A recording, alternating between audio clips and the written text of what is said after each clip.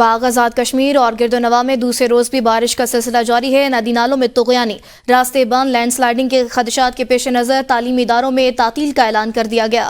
जिला elementary board ने इम्तिहान मौखर कर दिए। बिजली का तवील ब्रेकडाउन जारी है।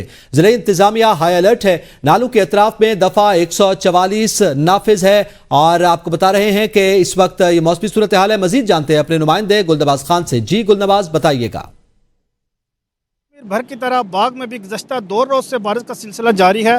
सुबह से गरज चमक के साथ मौसदार बारिश का सिलसिला जारी है। इस वक्त नालों में शदीद तुग़यानी है। नाला माल बाग में इस वक्त 2 मकान बह चुके हैं और दर्जों मकानात, मुलिका आबादी और कमर्शियल प्रॉपर्टी को शदीद खतरात हैं तुग़यानी की वजह से। ज़िला इंतज़ामिया ख़ुद इस वक्त नाला माल के साइडों पर मौजूद है। नाला माल के अतराफ़ में दफ़ा 144 नाफज कर दिया गया है और लोगों को यहाँ से रेस्क्यू किया जा रहा है। तालीम इंतज़ामिया ने तमाम तालीमी इदारों को बंद कर दिया है और आज ज़िलाई तालीम इंतज़ामिया के जो तहत इम्तहानात जारी थे उनको भी मौखर किया गया है। इसी तरह अगर बिजली की बात की जाए तो बिजली का तवील तरीन ब्रेकडाउन जारी है और इस वक्त जो नेट सर्विस है, मोबाइल कंपनीज़ की जो सर्विस है वो भी जवाब दे चुकी हैं। ज़िला इंतज़ामिया ने आवाम को हदायत की है कि वो गैर ज़रूरी सफ़र से इज्तनाब करें और नालों से दूर रहें ताकि उनकी ज़िंदगियों का तहफ़्फ़ुज़ किया जा सके। जी।